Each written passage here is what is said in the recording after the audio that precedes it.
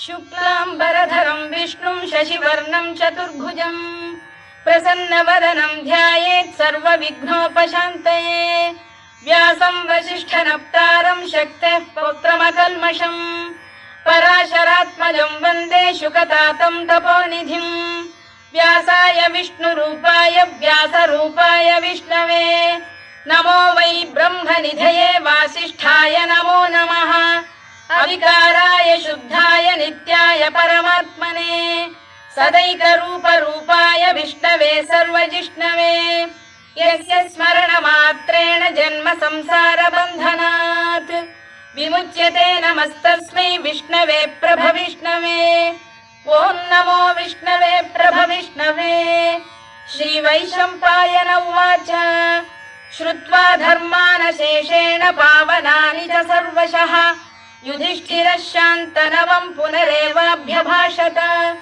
युधिष्ठिर उवाच किमेकं दैवतं लोके किं वाप्येकं परायणं स्तुवन्तः कङ्कमर्चन्तः प्राप्नुयुर्मानवाः शुभम्। को धर्मः सर्वधर्माणां भवतः परमो मतः किं जपन्मुच्यते जन्तुर्जन्म संसारबन्धनात्।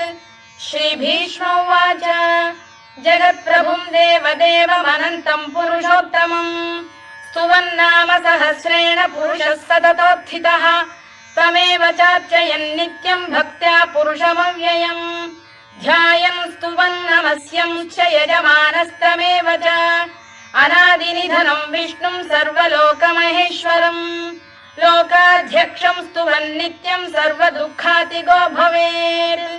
ब्रह्मण्यं सर्वधर्मज्ञं लोकानां कीर्तिवर्धनं लोकनाथं महद्भूतं सर्वभूतभवोद्भवम् एष मे सर्वधर्माणां धर्मोऽधिकतमो मतः यद्भक्त्या पुण्डरीकाक्षं स्तवैरच्चेन्नरः सदा।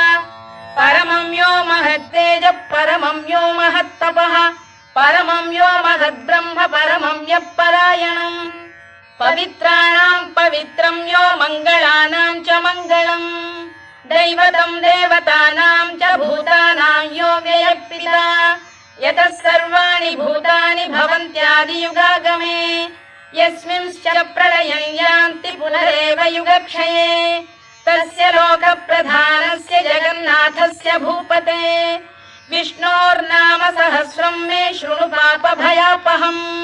यानि नामानि गौणानि विख्यातानि महात्मनः ऋषिभिः परिगीतानि तानि वक्ष्यामि भूतये। ऋषिर्नाम्नां सहस्रस्य वेदव्यासो महामुनिः छन्दोऽनुष्टुप् तथा देवो भगवान् देवकीसुतः अमृतांशुद्भवो बीजं शक्तिर्देवकीनन्दनः त्रिसामा हृदयं तस्य शान्त्यर्थे विनियुज्यते। विष्णुं जिष्णुं महाविष्णुं प्रभविष्णुं महेश्वरम् अनेकरूपदैत्यान्तं नमामि पुरुषोत्तमम्।